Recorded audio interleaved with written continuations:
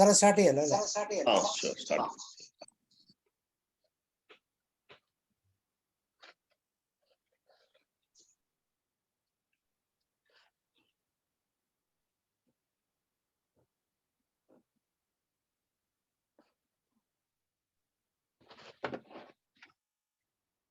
Recording in progress.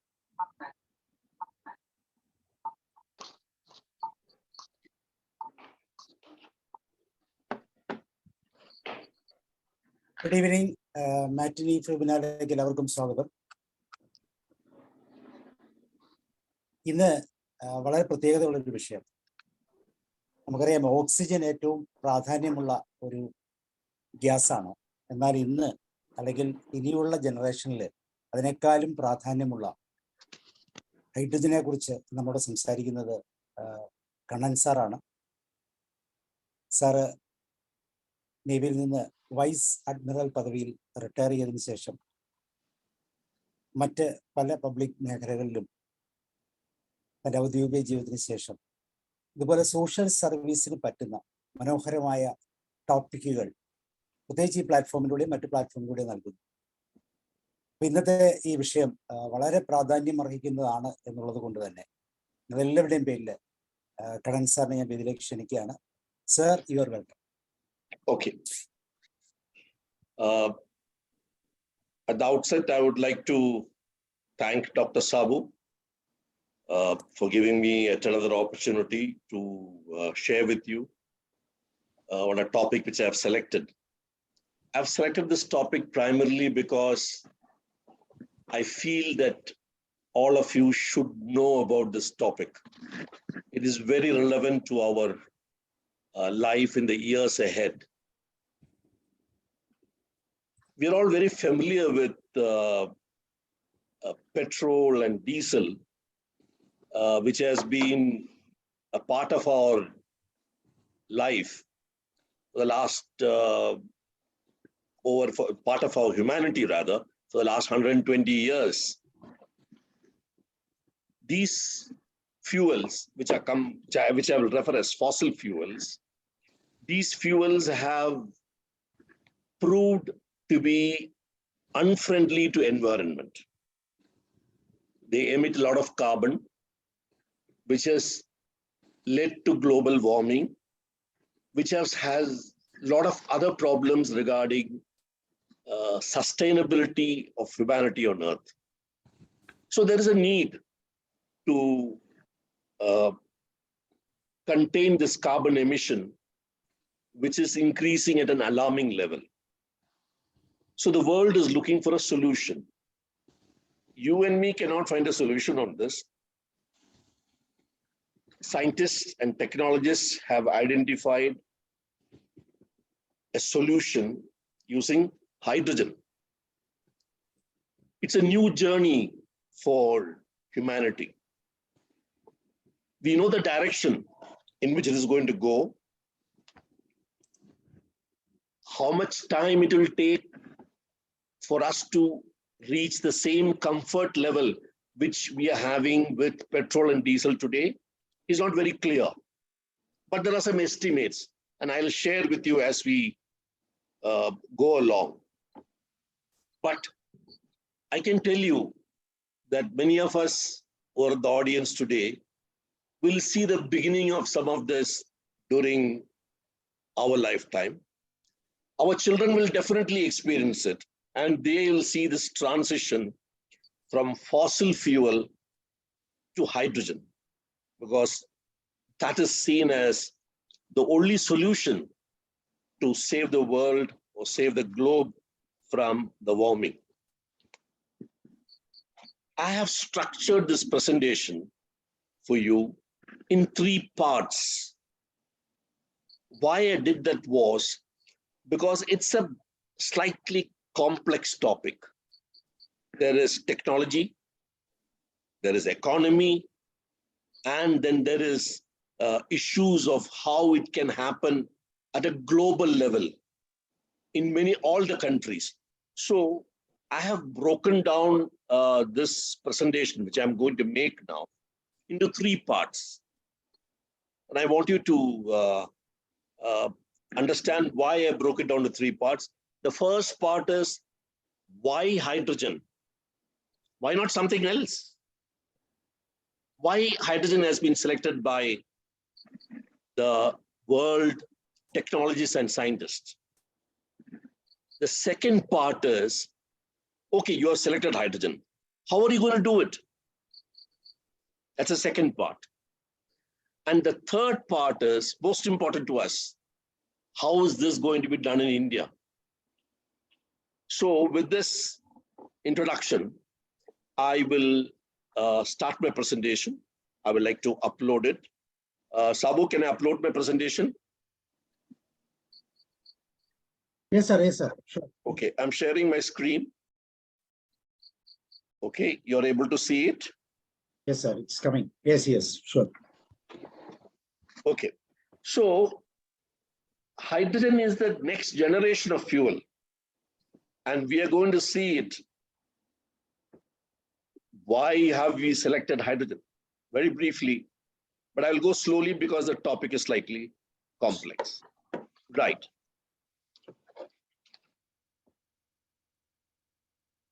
We are familiar that for the last 100+ years, we have lived with LPG, petrol, diesel, kerosene, natural gas for various domestic as well as industrial applications. And we have machines which run on this. We have vehicles which run on this, equipment which operate on it. And today, if you take 72% of the energy required by the world today, I'm talking of today, is met by fossil fuel. And the balance 28% comes from solar, wind, very little wave energy, very little tidal energy, hydroelectrics. When I say hydroelectrics, it is actually all those dams which have the electrical power generation, because that's also considered renewable, because when the rain comes, it gets renewed. And nuclear. In India, nuclear is considered as renewable. And world over also, it's considered renewable, except in a few countries. So 72-28 is the ratio today. And you know, they all release CO2 to atmosphere. Can we find another fuel? This is the first part of the presentation. Look at this graph. Coal, oil, natural gas. The amount of energy they are giving to the world, it's huge as compared to hydro, nuclear, and other renewables. Of course, this study is based on 2021. It may be slightly worse now because a lot of industrialization has taken place. At the same time, some renewables also increased. So the global needs of energy is, I'm just sharing this number, 13,865 million tons you require every year. 13,865 million tons equivalent. Everything is with respect to oil, out of which some energy comes from coal, some energy comes from natural gas, but we are talking in terms of oil. India's rate is 900 million tons we want every year. India requires it. Some are produced in India, some are imported. And all countries in the world have got a mix of fossil and non-fossil. The most important aspect in this ratio is France. France has got 53% non-fossil and less than 47% fossil. But a large percentage of non-fossil comes from nuclear plant in France. So France is well ahead of all other countries, very closely followed by Brazil, which is 50-50. But USA, our friend USA, is 82% fossil and 18 is in India, it is 73 and 27, which we expect to become 50-50 by 2030. So please understand now, in another 7 years' time, our expectation is fossil energy will be same as non-fossil energy, mostly renewable, which will come to 50-50 in India. If you look at India's energy needs specifically, 43% is coming from coal today, followed by oil, followed by natural gas. And non-fossil fuel, I've given the list, which gives the balance 23% after deducting for coal, oil, natural gas. But remember, if you use coal, it produces a lot of carbon dioxide. And for the same amount of energy you get from coal, oil produces only 70% carbon dioxide, 30% less. And natural gas is even less, 50%. So coal is an enemy of carbonization of the globe. Just remember this. Coal is the enemy, primary enemy. And that is what India has got in large reserves. You've got lots of coal, but if you have to use it, you will be causing a lot of carbonization. So this factor you should remember, because as we go along, we'll develop the story. Now look at the carbonization or carbon dioxide emission. Total is what you see in the first graph. It's coming very close to 40 gigatons in a year. You see India is the lowermost here. China is there, USA is there. They're all much higher than us. India produced only 2.5 gigatons as of 2018. This graph is of 2018. But today it is estimated to be 2.8 gigatons. But there is a worrying factor in India. I don't know whether you can see the slide very clearly. India's growth is 5.1% in carbonization, which is far ahead of what is happening in the world. So we may be low in the amount of carbonization today, but we are growing very fast. And you can also say India's per capita carbon emission is very low because we've got a lot of population and it is much lower than the global average. That's also correct. But the fact is, we have contributed to global carbonization by about 2.5 gigatons, and it is growing at a high rate. Now, this carbon emission is coming from where? Who's producing this in India? Which sector is producing it? Let us see that. So we have forgotten about gold now, globe. We come to India specific. Let's see who's producing this in India. If you see in India, the consumption of energy and therefore the carbonization. I know that coal, oil, natural gas, they don't produce the same amount of carbonization. But I'm just saying, if you take the energy, if you take the consumption, the carbonization is almost related to that.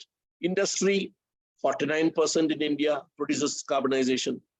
Transports, cars, scooters, auto rickshaws, train, trucks, buses, they all put together produce 32%.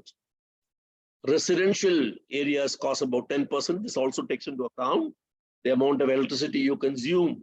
And to produce that electricity, somebody is burning coal. So that costs 10%. Agriculture costs about 5% based on various equipment and others which you deploy. And the others are like this. So the most important thing, you look at only the first two. Industry produces almost half of the carbonization, and transport produces almost 1/4. Just remember these two, right? Now, in India, carbon emissions, coal-fired thermal plants. We've got large number of thermal plants and coal-fired ones, and there are some natural gas also. Both are there in India. They produce 1,100 and 100 billion tons respectively. Please remember, 1,000 billion tons make 1 gigaton. So India's total is 2,000, if you recall, 2,300, 2,400 billion tons, out of which coal is almost halfway through, coal, and then natural gas. Steel, cement, refineries, fertilizers produce about 800 million tons. The first one was for electricity generation. Coal-fired thermal plants and natural gas plants, which produce electricity for us, is the main component of our carbonization. Then comes steel, cement, refineries, and fertilizer. Transports come about, all the transports I talked about. So these three categories, that is thermal station, steel, cement, refineries, fertilizer, industries, and transports, they're called hard to abate. That means they don't yield. There is no solution, immediate solution. There is no easy solution to reduce their decarbonization.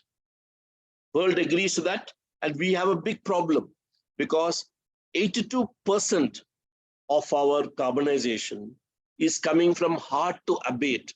They are not easily solvable for us. We have got a big problem, even though our magnitude may not be as much as China or USA or Europe, but we have a big problem. So can we bring in a new fuel to reduce the level of emission? That's the question. The question is, of course, hydrogen, but can it reduce? Let's see how we go forward.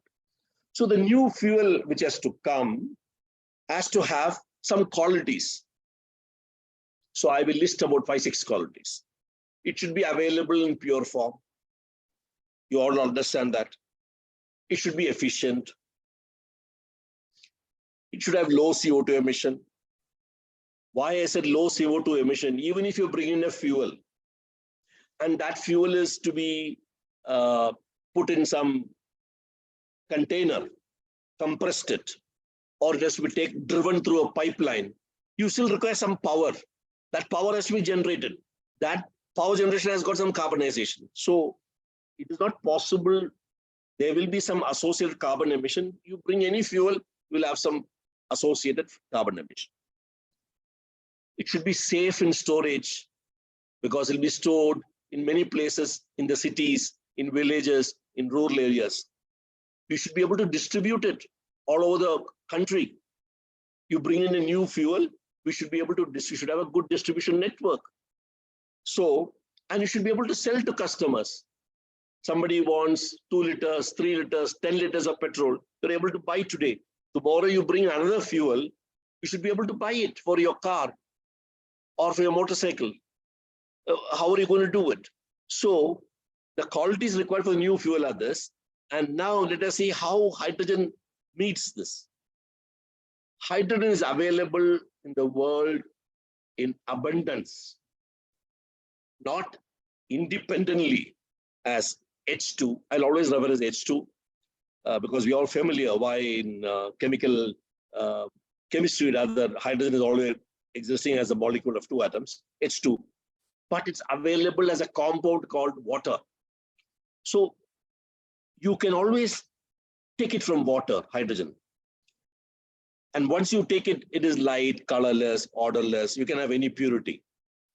The energy density in hydrogen is more than 2 times what is there in diesel.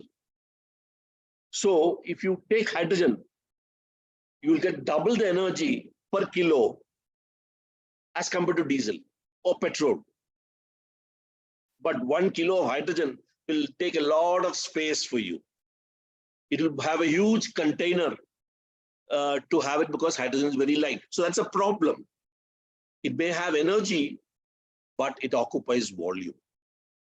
It has very little CO2 emission, as I told you, because then to reduce the volume, you compress it.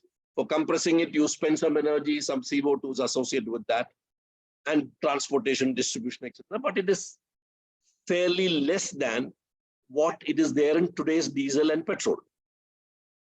It can be compressed as a gas and transported in bulky vessels, or you can make it a liquid hydrogen. It's possible, but there's a problem.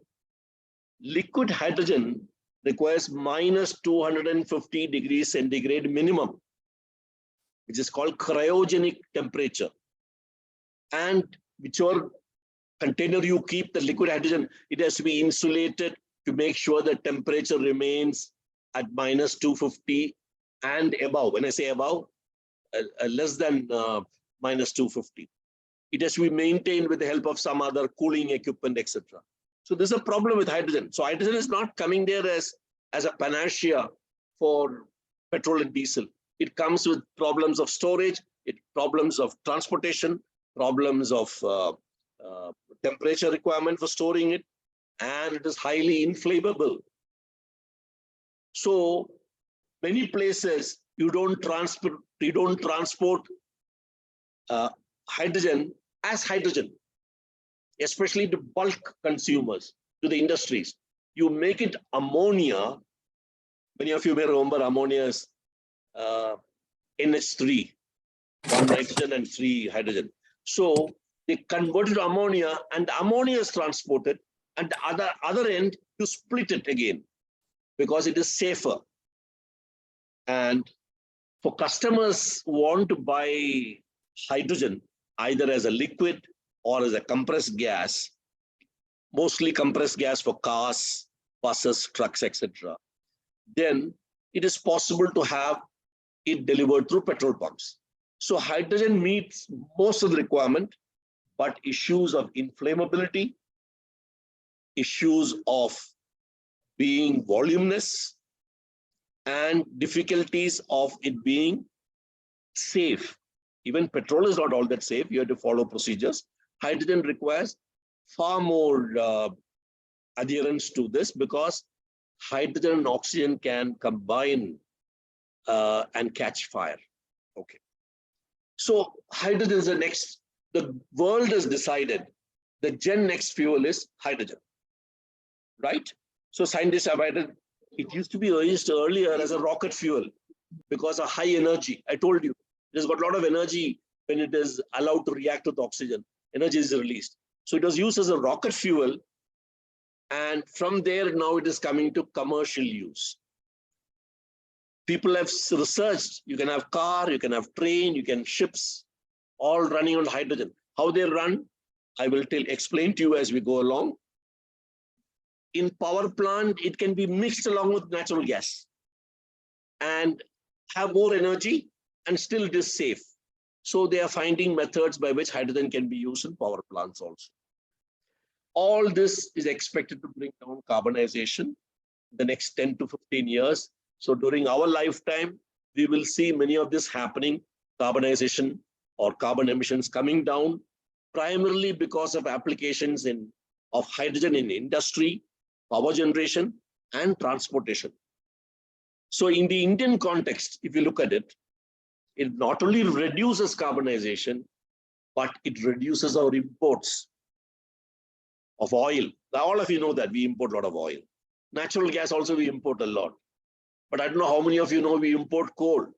There's a reason for it. As we go along, you'll come to know. We've got lots of coal, but we need to import coal. I'll tell you why as we go along.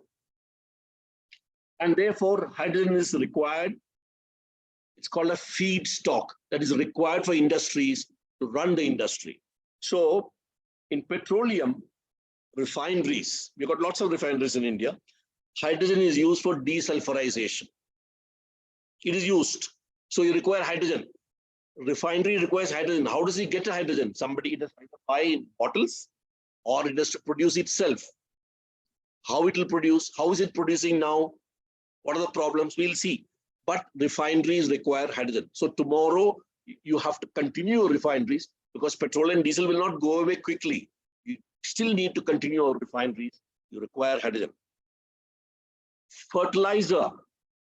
To produce urea, you require ammonia, and ammonia requires hydrogen. So petroleum refineries and fertilizers require hydrogen. I'll just show a very simple one. You see hydrogen is converted to ammonia, used for urea, hydrogen used for desulfurization, refinery, and you get petrol diesel. 100 kgs of hydrogen is required for 1 ton urea. We need to have your fertilizer for our agriculture. So you require lots of hydrogen. Today, it is being bought or being made by the fertilizer plant. How it is made, is it the efficient way? Is it causing carbonization? We will see. And similarly for refinery, 60 kg is required for 1 ton of fuel. So large quantities of hydrogen are required for these two. And if you can minimize the carbon emission in production of hydrogen, as I told you, if you produce hydrogen, you will do carbon emission, then fertilizer plants and refineries can become more carbon efficient. Okay, so we have seen these two. Now, steel manufacture requires hydrogen because iron ore has to be converted to sponge iron. You must have learned this in school. So hydrogen is required. Power generation, where natural gas is being used, coal is also used, natural gas is also used. Hydrogen is mixed with natural gas to reduce carbonization. Just remember, power generation plant does not require hydrogen unless you are mixing with natural gas. Suppose you are burning coal, heating water, generating steam, and running a turbine, it doesn't require hydrogen.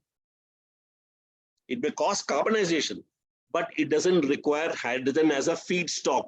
You don't have to buy hydrogen to run a power plant. But if you're running it on natural gas, then you can mix it with hydrogen and use the same equipment, same turbine you can use. So I'll just show that. Steel plant, as I told you, 50 kg is required for 1 ton of steel.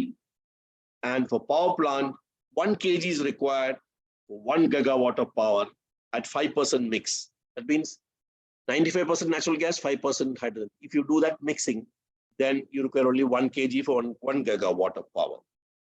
So here again, same, if you can find a better way of getting hydrogen, because hydrogen, somebody has to make hydrogen for you. If you can look at that process, then we can reduce carbon emission. So transportation, you require trucks, train, plane. How will they run on hydrogen? You require hydrogen compatible cars, vehicles, trucks, etc. If you're producing all this, it is not there except in some R&D or some prototype, etc. If they all have to come, then you can reduce carbonization by transportation. So I have finished with why hydrogen has been selected. And if hydrogen is selected, which all industries will have to find sources for hydrogen with less carbonization. So let's go forward. How do we produce this hydrogen for all these key sectors? That is a question. The major methods, now I'm looking at the question, how? How will you run industry? How will you run your car, bus, train? If you say no petrol, no diesel, only hydrogen, how will you do all this? That's what you're going to see in this second part. The major methods of hydrogen manufacture is, first, you burn coal with steam or oxygen or air, and you will get hydrogen as one of the components. You separate it out by a suitable method and you can get. But what is the result? You got hydrogen, but your carbon emission is very high because you're burning coal. Not a good idea, but that's one of the methods. Second method, use heat up methane, that is natural gas, in a separate chamber. High heat, it splits into hydrogen and carbon. This carbon is not released to atmosphere, it can be trapped, and hydrogen can be there. But it is not energy efficient. You spend a lot of energy in electrical power to heat up, and the hydrogen production is not compatible, not commensurate to the money you spent. Third method, it's called methane reforming. Methane and steam are heated, mixed and heated. You'll get hydrogen, but there is CO2.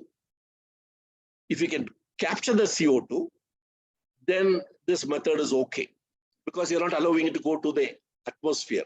So heat up methane and steam, generate CO2 and hydrogen, capture the CO2, and you get hydrogen for your industries. The fourth method is very simple, what you did in physics class in pre-degree, electrolysis. You split water into oxygen and hydrogen, no carbon emission. You get hydrogen separate, oxygen separate. And that hydrogen you put in bottles and send where you want, or liquidify it and send. So what is happening in India on these four methods, I will show you. The Indian status is coal gasification is happening in India, but they use only imported coal. Now I answer the question. India has got a lot of coal, but Indian coal is not used for this because Indian coal ash content is very high. It will produce more carbonization than imported coal. So if you have been reading about we are importing coal from Australia, we are importing coal from Indonesia, etc., primarily because Indian coal is not suitable for this application. That is on coal gasification. But 2 months back, in a place called Angul, Jindal Steel has made a plant which can gasify Indian coal. They have successfully done it, and they are also got the equipment to capture the carbon dioxide, but that second part of it is still not completed. But this is a new experiment. I'm sorry, not an experiment. It is a new setup which has happened in India. Methane pyrolysis, it is not there in India. Methane reforming, most common in India. Most of the industries in India produce hydrogen by methane and steam are combined and heated. That's what they do. But they release the carbon dioxide to atmosphere, and that causes carbonization. So hydrogen generation, which are required for industries, is causing carbonization also, and the industry also causes some carbonization. So this is not a very desirable one, but if you can somehow capture the carbon, then method number 3 is okay. So method number 1, not good. Method number 2 doesn't exist in India. Method number 3, okay, but capture the carbon. Method number 4 is new one. Not become, it is a laboratories and some small level equipment is there, very low capacity. But if we can do this, then we can have hydrogen without carbon emission. So now I go to my next slide. I should warn you that there's going to be a lot of colors in this slide, but you'll have to remember 2-3 colors as we go along. So let me tell you, what are the types of hydrogen? Hydrogen is hydrogen only, H2. There is no type as far as chemistry is concerned, but it gets types, the name, based on how it was made, how efficiently it was made with respect to carbonization. That's how the name has come. So there are 5 types of hydrogen in India. First one, you use electrolysis, it'll be called green. If you can use electrolysis on renewable energy, it'll be called green. So just remember, green hydrogen means electrolysis on renewable energy. So you require electrolysis equipment, you require renewable energy, solar panel, etc., you require. The second one is blue. Steam, methane, I told you, heat it up, but you capture the CO2, then it becomes blue. In India, it is not there. But I told you, Jindal has set up a plant in Angul, which is going to become perhaps the first plant which will produce blue in India. At the moment, blue is not there. Third is gray. Same thing, steam methane, but no carbon dioxide. This is in plenty in India. Release carbon dioxide to atmosphere. And fourth, if you are doing nuclear power, it is not popular in India. It has been tried out in some applications, but I know there's applications which are running in some of the naval platforms where electrolysis is done on nuclear power. So this is not meant for commercial applications at the moment. And the last one is coal gasification, which is called brown. So brown is not good. We already said that, even if it is foreign coal, not good. So brown is out, pink is not so rampant in applications. So we look at only green, blue, gray. Just remember this, green, blue, gray. Green is electrolysis on renewable energy. Blue and gray have same process, steam methane reforming. One is with capture of carbon dioxide, one is without carbon dioxide capture. Green, blue, gray. Right, let's go forward. So in India, if you look, I have shown various steel plants, various fertilizer companies on Indian map in different places. Now, in India, as I told you earlier, it's only brown and gray. There's no blue and green has not come yet. So 50 steel plants in India, 50. 23 refineries in India, 18 fertilizer plants in India, nearly 90 plus industrial plants are using brown and gray. And they are causing a lot of carbonization because they're not using blue, they're not using green. Green is not there anyway. There's no blue, no green. If you can bring blue and green, then your carbonization can be reduced in this 50 plus 23 plus 18 plants.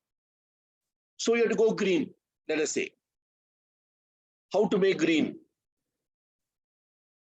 Now, people have estimated that in 2024, we'll have only 0.15 million ton, but you require to really go up to 10 million tons by 2030 for giving all these plants, steel plants and fertilizer plants, all of them we need to be given hydrogen. So we need to produce a lot of hydrogen in green method. So how to produce green hydrogen? As I told you, it's electrolysis. There are two types of electrolysis. We'll not need to go into details, but there are two types of electrolysis. Function is split into hydrogen oxygen. 1 million ton, if you want to get hydrogen, you require 18 gigawatts of power and 26 gigawatts of solar energy. I understand Matthew is there who's dealing with solar energy applications. For every million ton of green hydrogen for our industries, you require 26 gigawatts of solar energy. So if you want 10 million tons, you require 260 gigawatts of solar energy to be produced in India. Today, cost of green hydrogen is very high, $4 per kilo, while gray is 2.1. So people go for gray and don't bother about releasing carbon dioxide. But the government is coming with very strict orders. They have to use green, and the green money will come down as it becomes popular. Government is also giving a lot of incentives. I'll come to that a little later. Important aspect. If you want to produce green hydrogen, which is our requirement, the renewable energy should be nearby. That means you should have a solar farm. Next to that, you should have an electrolysis plant. And from there, hydrogen can be taken to whoever is the user. So imagine a steel plant having a solar farm, having an electrolysis unit, and taking hydrogen directly for steel, which is required for conversion from ore to sponge. Similarly for fertilizer, similarly for power plants. So make them integrated with the industry, with a solar pan farm and a electrolysis plant. Many plants may be required for the capacity that you want. And as I told you, storage of hydrogen requires high pressure cylinders, cryogenic cooling. And suppose you are not having place near your factory for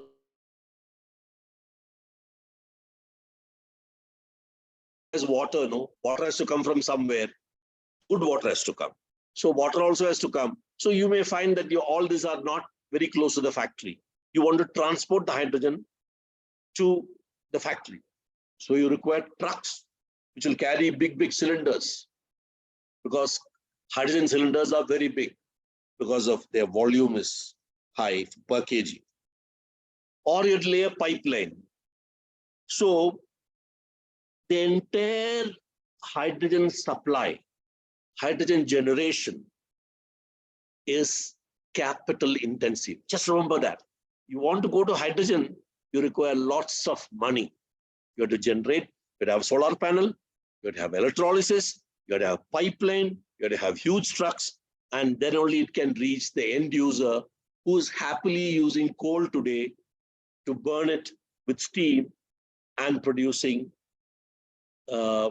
hydrogen, but inefficient and a lot of carbonization. So India, as I said, requires 10 million tons, most of it for domestic and some for export. But the government has allocated 20,000 crores in the budget, which was presented on 1st of February. On 1st February budget, if you have gone through the details, 20,000 crores have been allotted, some for R&D, some for pilot projects, and some for incentives for production, because people need to come forward. Industries have to come forward to produce hydrogen, and you cannot sell it at $4 per kilo to a steel plant. The steel plant will not be able to afford it. So some incentives will be given to the hydrogen manufacturers for supplying to hard to abate sectors. Remember that. Steel, fertilizer, power plants, they're all hard to abate. You supply them, you will get some money from the government as incentive. So let's look at how hydrogen, now I finished with coal, steel, etc. Now I'm going to see how hydrogen will be there in future transportation. All two-wheelers, trucks, transport, they're all running on fossil fuel today, you're aware of it. If you want to go to hydrogen, you have to make new vehicles, new two-wheelers, new trucks, new auto rickshaws. So I think a line has been drawn that you will not make two-wheelers and auto rickshaw on hydrogen. They will run only on battery, electric auto rickshaws, e-rickshaw or e-scooter. But cars will become on hydrogen, and they will run on a new equipment. When I say new, relatively new for Indian customer, the car will have a fuel cell inside the car, to which hydrogen is fed from a bottle. It will take oxygen from air, combine it, produce electricity, and that electricity charges a battery. Thereafter, it's an electric car. So it is an electric car plus a fuel cell. Cost will be high compared to electric car. Cost will be much higher than compared to a petrol car. But petrol car is not going to be available after some years. So fuel cell driven cars you can have, fuel cell driven buses you can have, and some of the heavy vehicles. Now I'll show a vehicle that will take from a petrol pump, hydrogen, it'll fill up. As I told you, it'll fill in the tank, and from there it'll go to the fuel cell as and when required. Now, fuel cell drills, I should tell you, can run a small ship. Large number of fuel cells, hundreds of fuel cells put together in a huge place in the ship can run the ship. In fact, fuel cells necessarily have to be used in a submarine, because submarine cannot take oxygen from air. It is underwater. So fuel cells are kept, hydrogen is given in a bottle, and oxygen is also given in another bottle, and they are combined to run the submarine without diesel.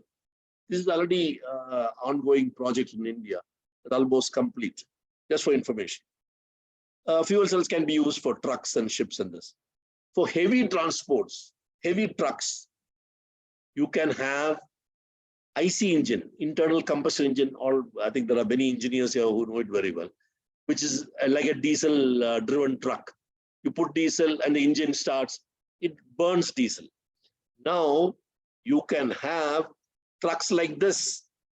This was released in February 23 by Ashok Leyland, of course, for Reliance company. It has been run on an hydrogen IC engine.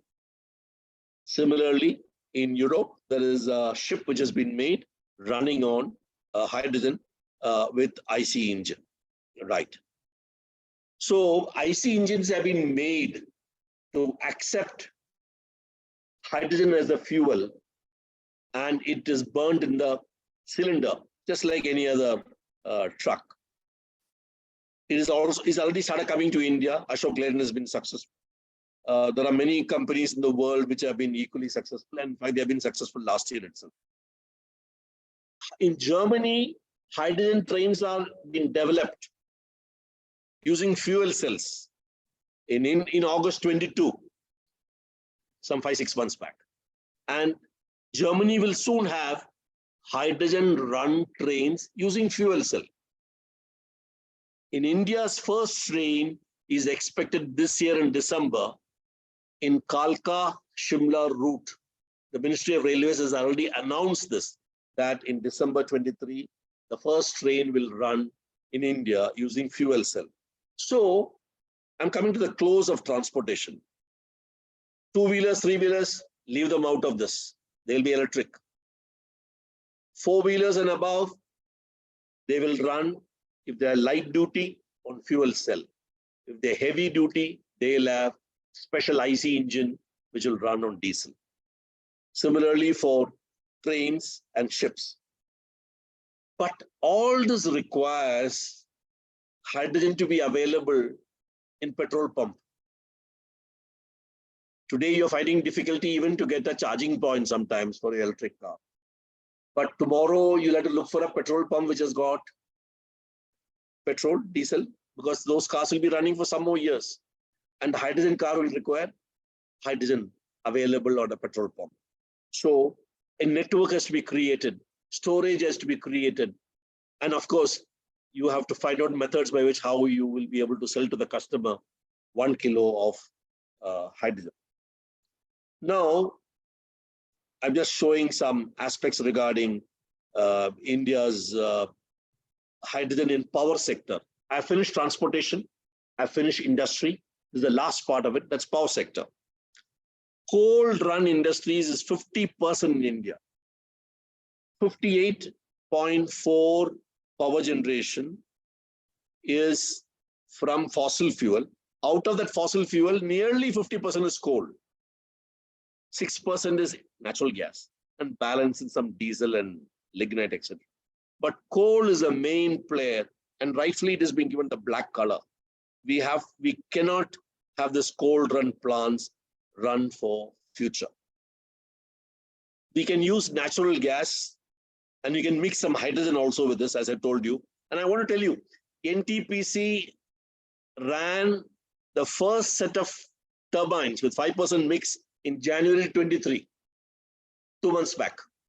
So hydrogen mixed with natural gas is going to be used in the future for power generation. It'll give a higher energy and it'll reduce carbonization of 5%. Natural gas will be less, no? So less carbonization. So these are the future things. But government does not want to give priority for power sector at the moment. There are two reasons for it. Just remember, renewable energy is coming up in a big way in India. By 2030, we may have 500 gigawatts of renewable energy to meet the international commitment which India has given. So if 500 gigawatts is coming of renewable energy, a large percentage of coal-fired plants can be shut down. So don't waste hydrogen on power generation. And therefore, give priority for steel. We want steel. We want for transportation. That is, as I told you earlier, for vehicles, etc. And for fertilizer. Don't bother about power. So in the section on how we will live with hydrogen, government is planning no priority for power generation. Produce a lot of renewable energy, shut down coal plants, coal run plants. And instead, produce hydrogen, green hydrogen, electrolysis on renewable energy and supply for steel and transports and fertilizers. So now I'm coming to the third part of my presentation, last part. What is India going to do? Some of it I already covered earlier, but I will just do it at a macro level. First thing I want to tell you is there's a document which has been issued in Jan 23 by the government, by Ministry of New and Renewable Energy. It's on the net. It's a wonderful document. Those of you who are interested further can read it. Tell you what government is planning to do. Second, they have made a mission document with some few objectives, some 5-6 objectives. I'll quickly run through it. First thing, you have to align with COP26 commitment. COP26 is a commitment which I told you India has given the world meeting, which is called COP26, that we will reduce carbon emission by 1 billion ton by going into hydrogen. Is a commitment. And there, one more commitment was there on 500 gigawatts of power on renewable. So here I'm talking only on carbonization. We want to reduce our oil imports by enhancing renewable energy. We want to build capacity for 10 million tons, some for fertilizer, some for steel, and some for exports. We want to make green competitive so that gray hydrogen users will shift over. They'll shut down their gray hydrogen plant, which is using natural gas. Coal anyway has to be avoided, and then take green hydrogen instead. They want to blend green hydrogen up to 20% in natural gas for power generation. 5% has been already said successfully in NTPC Surat. So they are slowly going to 10, 15, 20. They want to make green hydrogen compulsory for heavy transports. I showed you a photograph of Ashok Leyland. So all big trucks, trailers, trucks, which are heavy duty, I think government is going to make it compulsory in another 10 years' time, let us say. And they will, of course, set up network for distributing green hydrogen. Popularize cars on green hydrogen fuel cell. I told you there are two ways. One is fuel cell, one is engine. So cars will run on fuel cells, which will produce electricity and then run like an electric car. And give a lot of incentives in the green hydrogen sector for export and tax policies, etc., which I mentioned briefly to you earlier. So if you look at this, government has, you see where all it is marked green. Government has identified many places in this area. It's a very interesting document. When you read it, they have selected these sites very close to industry. It has to be close to industry, otherwise the hydrogen has to go by road or by pipe. So bring the hydrogen plant, that is an electrolysis plant, close to industry, close to renewable energy. Correct? Renewable energy means solar or wind. Wind means offshore or onshore. So they have selected locations in such a way where solar energy is popular, including Kerala, there's one plant which is coming, and wind energy offshore will develop. And there are industries. So like that, they have selected locations. I'll come to the details a little later. And they've identified industry partners, Reliance, Adani, L&T, GAIL, NTPC, Indian Oil. They have all come forward saying they'll participate in this green hydrogen mission.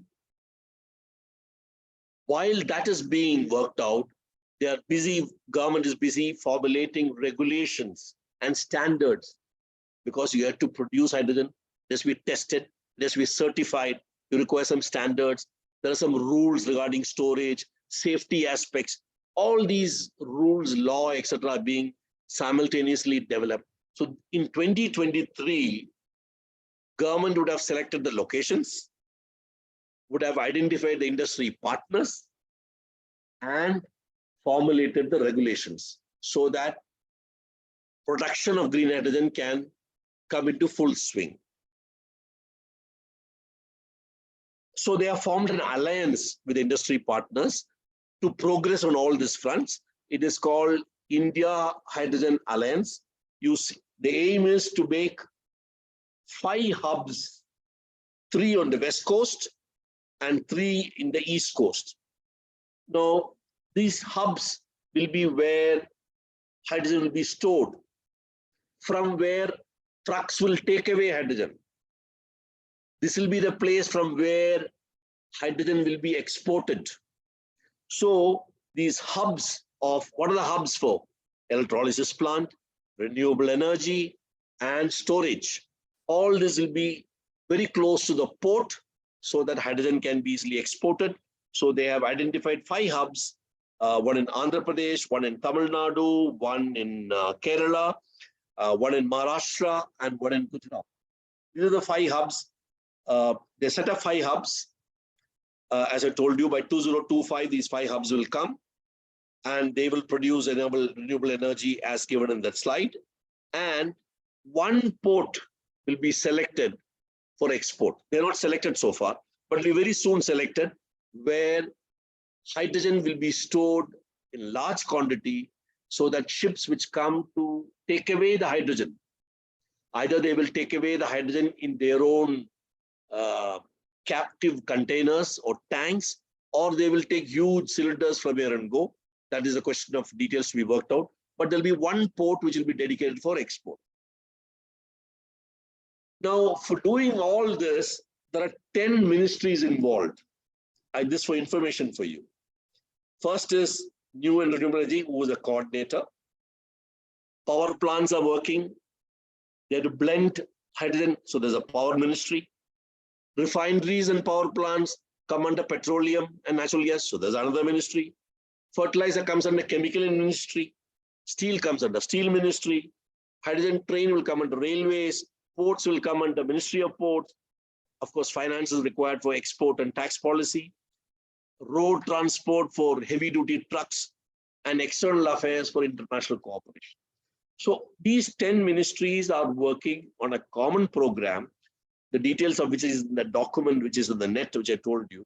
And this is one of the major programs I think India has launched, where so much of interministerial cooperation and coordination is being attempted, and I hope this will become a success. So now I'm going to 2050. What will happen if this becomes success? By 2050, India plans to produce 28 million tons of hydrogen. I'm sorry, green hydrogen it should be. 28 billion tons of hydrogen, out of which 92 tons in green hydrogen. And it'll be used largely for export. Hydrogen will be used in India for industries, power generation, transport, and residences.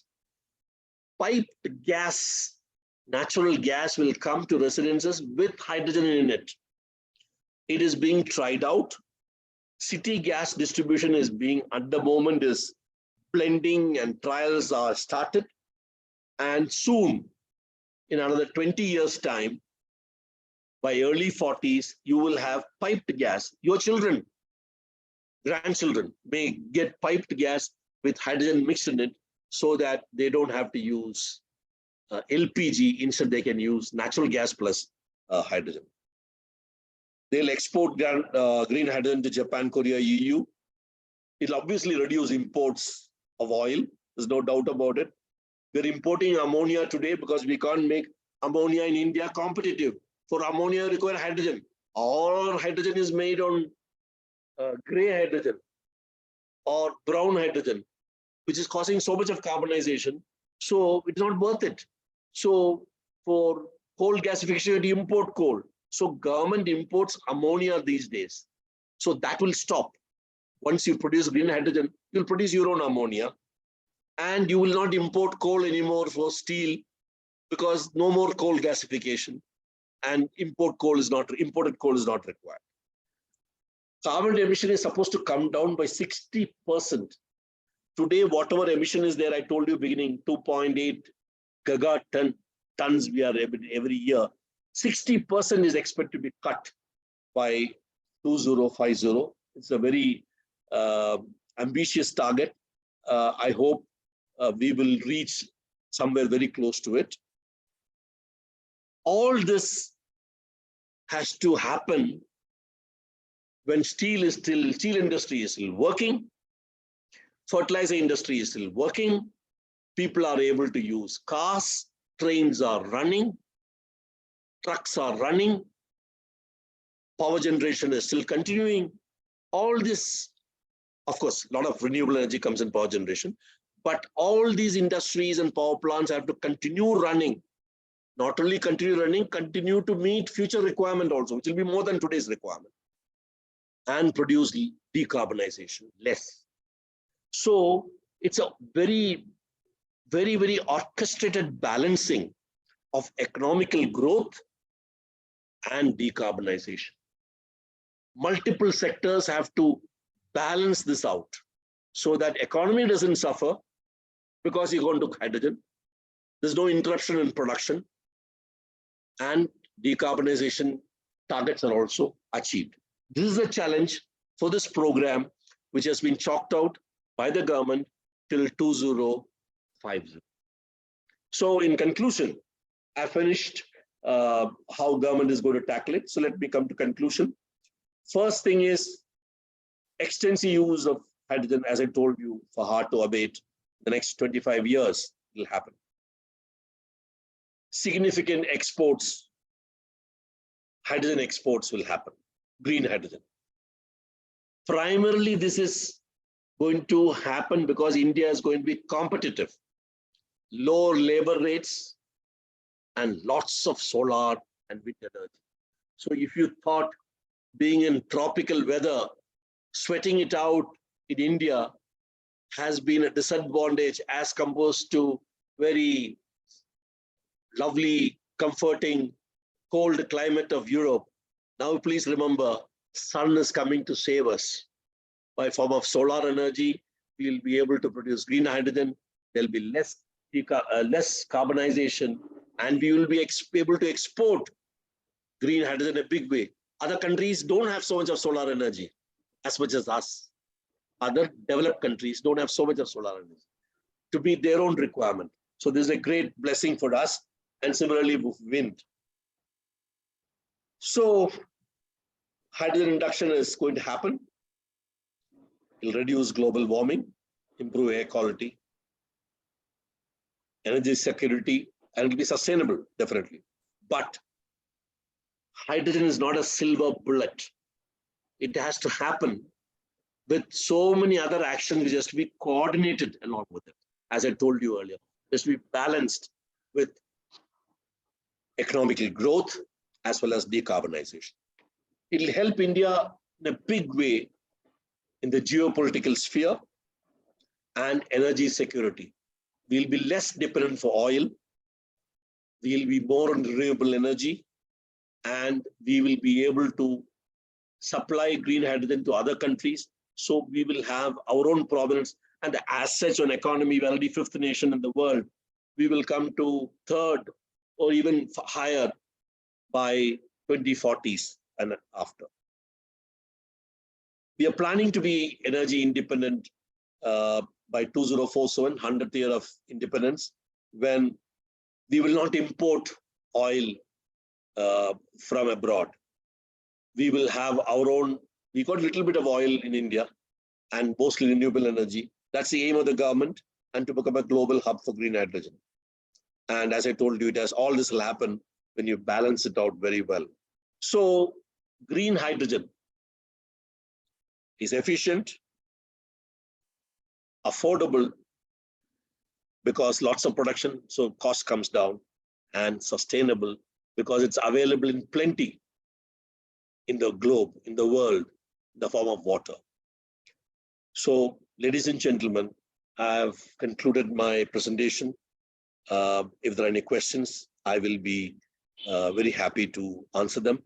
I hope I've been able to take you through this hydrogen story, which is going to happen in India in the next 25 years or 25 years plus. Why we selected hydrogen, how this will happen, and what is India's specific plan, and how we will have a very coordinated implementation program. Jai Hind. Thank you. Thank you, sir. Thank you for a wonderful talk. നമ്മുടെ ഇപ്പോഴുള്ള energy റിസോഴ്സിനെ കുറിച്ച് sir വളരെ കൃത്യമായിട്ട് ഇവിടെ സംസാരിച്ചു. പ്രത്യേകിച്ച് 73:27 ആ ratio, fossil and renewable എനർജിയുടെ റേഷ്യോ. അതുപോലെ 2030 we are expecting that 50-50 fossil fuel and renewable 50-50 ആകും എന്നുള്ളൊരു assumption. And India's role in carbon dioxide emission. ഇപ്പോൾ ഉള്ള നമ്മുടെ റോൾ എന്താണ്? അതുപോലെ തന്നെ why hydrogen is called as Gen next fuel. Sir, അതിന് കുറേ എക്സാമ്പിൾസ് പറഞ്ഞു. അബൻഡൻസിനെ കുറിച്ച് പറഞ്ഞു, ഡബിൾ എനർജിയെ കുറിച്ച് പറഞ്ഞു, അതുപോലെ തന്നെ 5 ways of getting hydrogen. Then Mission 2030 and Mission 2050. നമ്മുടെ ഏറ്റവും ഗ്രേറ്റസ്റ്റ് ബ്ലെസ്സിങ് ആയിട്ടുള്ള സോളാർ എനർജിയെ കുറിച്ചും വിൻഡ് എനർജിയെ കുറിച്ചും സാർ സംസാരിച്ചു. അതുപോലെ തന്നെ 100 yearsന്റെ ഇൻഡിപെൻഡൻസ് ടൈമിൽ ഇൻഡിപെൻഡന്റ് റിസോഴ്സ് ഓഫ് എനർജി കിട്ടുന്ന തരത്തിലുള്ള നമ്മുടെ ഒരു വിഷൻ. ഈ ഗ്രീൻ ഹൈഡ്രജന്റെ പ്രത്യേകതകളും സാർ വളരെ കൃത്യമായിട്ട് പറഞ്ഞു. It is efficient, affordable as well as sustainable. So thank you very much sir. നല്ലൊരു വിഷനാണ് ഹൈഡ്രജൻ എന്ന് പറയുന്ന ഒരു ഫ്യൂലിനെ കുറിച്ച്. Thank you very much.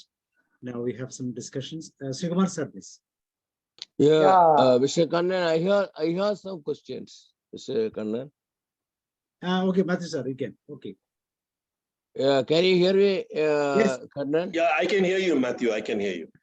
You know, this subject, hydrogen fuel, it is of very great significance, particularly to me, because I am working on a project.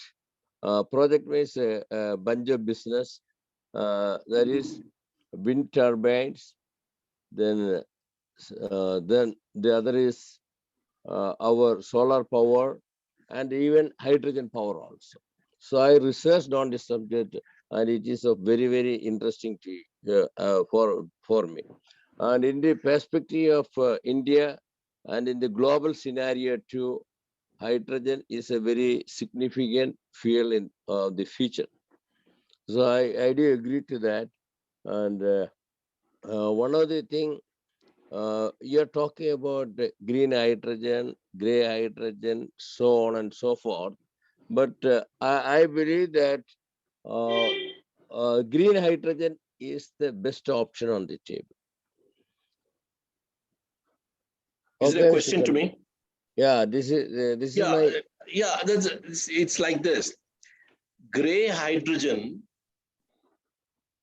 very simply put, heats steam and methane, and you split methane to get hydrogen. But methane has got carbon.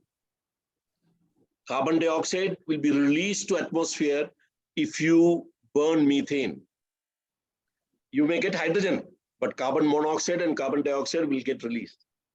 So unless you have special equipment to capture the carbon dioxide and then take it away, which doesn't exist in India today. So India has burning of methane, producing of hydrogen, as I told you, for steel plants and for fertilizer plants, etc. But they release the carbon dioxide into atmosphere, and that's why it's called gray. Moment you capture the carbon dioxide, it becomes blue. Hydrogen is hydrogen only. The carbon element, whether you're capturing or not capturing, makes it between gray and blue. But if you go for green, you're not burning anything, you're only splitting water into oxygen and hydrogen. So there's no carbon emission if you split water. Right? Since you don't split water, no carbon is released to no carbon dioxide is released to atmosphere. That is why green is the most preferred. But you need to have renewable energy feeding the electrolysis plant to make sure the power required for electrolysis is not coming from another coal-fired plant.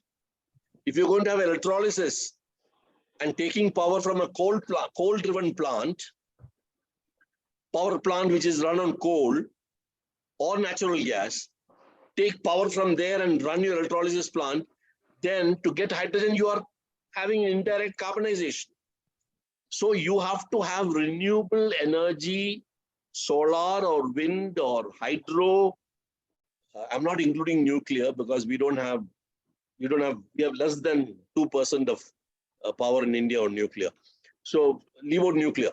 So we don't have renewable energy other than hydro, solar, and wind. You have to use one of this for electrolysis plant and then get hydrogen and oxygen. Oxygen, of course, you can take it away, take it for hospitals, you can use it for other industrial applications. Hydrogen you give to those people who are otherwise making gray hydrogen. Tell them stop gray hydrogen, take green hydrogen. But important thing is, as I told you, green hydrogen requires 5 things, remember. Renewable energy is required. Number 2, it has to be stored very safely. Number 3, it has to be compressed or liquefied for transportation. Number 4, it is capital intensive to run pipeline to transfer hydrogen to the user. And therefore, the last point, which is you have to have all these people very close to the user. A steel plant or a fertilizer plant should have the solar farm also nearby, should have water also nearby for electrolysis plant also nearby. It is not possible in all the existing plants which we have in the country. So there will be some requirement to transport hydrogen from one place to another, but green hydrogen is the best solution as it stands for decarbonization. Matthew, I hope I have. Kannan, you remember in another session, Yeah.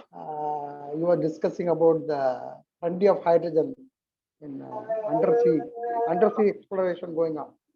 Sorry? Remember? The undersea explorations are going Yeah, on. that is methane, not hydrogen. That is methane. Methane, In another talk, I had said Yes. India has got hydrates below the sea where a lot of methane is trapped. See, let's understand very clearly. Power generation anywhere in the world, anywhere, has to be either on non-fossil fuel or on fossil fuel. One of this. People don't prefer fossil fuel, but non-fossil fuel cannot meet all your requirements. It doesn't have the capacity. So some amount of fossil fuel has to be burned. And what are fossil fuels? Coal, petrol or diesel, or natural gas. Yeah. Out of these 3, natural gas is the least carbon producing. Yes. So tomorrow our power plants has to work on methane, not on coal, not on petrol or diesel, I mean. Can I ask one or two questions? Sure. Yeah. You have done a nice job. You know, this global warming is the what you call the worst thing which is to be curbed. No. Catastrophes only is the result of that. So only innovation is the possible way. So hydrogen, this renewable energy is the best option for that.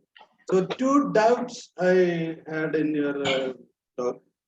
One is that electrolysis, green hydrogen, you say. You said that to produce, I think I worked in hydrogen plant and I know how it is produced. Electrolysis, 3 companies I worked.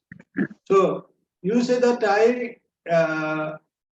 source of electricity is required to produce it, right? So that is the thing, and you say that renewable energy you need for that. Okay. My question is that power plants, why can't be run with this one hydrogen itself? Can't it be run? Or once if you make with renewable energy, another renewable energy, this electrolysis plant. Vijay, understood your question. Understood. Yeah, and one more question I will ask. Yeah. This one, this safety aspects of this transportation and storing all those things. Hydrogen, you know, it's a what you call very explosive thing, and there is if fire is there, you not even there is no color for that. Such a dangerous thing it is. So how safety is ensured? Yeah. Okay. I'll answer the second one first time. Hydrogen is highly inflammable. when it comes in contact with oxygen. So it is a problem. This is an issue. So if you've got a hydrogen bunk in the petrol bunk, the hydrogen dispensing unit will be in a corner, and obviously hydrogen will be stored in compressed air bottles, not air bottle, hydrogen bottles. And from there, it will be loaded onto your car 20 years from now. So one doubt is, you know, Uh. compressor, whatever it may be, if it is exposed to the atmosphere, it will catch fire. No, it is not exposed to And then- atmosphere. It is not exposed. Some way, if there is a leak. If there is a leak, it is an issue. I told you, if there is a leak, there's a problem. But otherwise, if there's a leak from your LPG cylinder, also there's a problem in the house. More dangerous. Hydrogen is more dangerous than LPG. I agree. So there's a problem. So that is why I told you the regulations and safety measures which are required for all this are being developed in the country, so that we make sure hydrogen is actually supplied in cylinders. I'm talking of cars now. Supplied in cylinders. When they give you 1 kg of hydrogen, it will come directly from the cylinder through that whatever nozzle. It will go into your car and it will charge your cylinder. Today, cars are getting charged with natural gas. Many auto rickshaws are running on natural gas. So CNG charging takes place. Moment he closes it and then you disconnect, then his cylinder, the car cylinder, will feed it, and thereafter car will run. So I think storage and transportation safety, I think, will get resolved. I don't see much problem in that. In the next 5 years, things will become, people will be very aware what ought to be done. But now I want to answer the first question. To produce electricity, you require to run a machine, a generator, period. A generator has to run. Even if you are doing a nuclear power plant, let's say nuclear power plant, nearest one is Kodamkulam. What is happening? Nuclear power plant produces nuclear energy, which heats up water to steam. And that steam runs a steam turbine. Turbine runs to produce power. So finally, one machine has to run to produce 50 hertz supply, to be very specific, which will be compatible with your supply at home or office or school or wherever it is. So hydrogen cannot be a source of energy for power plant. It can carry the energy. It cannot be burned. Of course, they have made a truck engine now where hydrogen can be burned. But for hydrogen to be burned to produce gas for running an engine, that is not there. That development is not foreseen unless something dramatic happens the next 10, 15 years. As it stands, hydrogen, people talk about hydrogen as only a carrier of energy and not as a source of energy. But we have been able to do it for IC engine. So power plants will continue to run. Power plants will continue to run on natural gas only. The best way to run a power plant, the cleanest way to run a power plant is run on natural gas, right? Unless you're on nuclear and you're using steam. To reduce carbon emission, you can put some hydrogen into the natural gas, 5%. You can feed it and reduce the emission, 5% you can reduce, and energy you can boost up in the natural gas. I hope I have. Mr. Kannan, who is the gentleman who spoke to you just now? Who is the gentleman? I'm Vijay Raban. Vijay. Vijay. Mr. Yeah. Vijay, I am Matthew Varghese. Yeah. Okay, let me say, in most of my life, I worked in gas turbine power plant as an operation maintenance engineer in Saudi Aramco. So I know about gas turbine, how the power generation is being done with the gas turbines. And your question, there is in this fuel cell, the electricity is being generated. That is DC. And for that matter, in solar power plants also, the electricity photovoltaic power, Cell. it is DC only. There in the concentrated power, it is called solar thermo power. There, steam turbine is being used, steam is generated. But in the photovoltaic, DC is generated, but DC is inverted, using inverters and step up and connected to the grid system. This is the answer to you. And my another question answering the safety aspect. LPG, if you say there is mercaptan inside to see this leak, but what we will do with the hydrogen?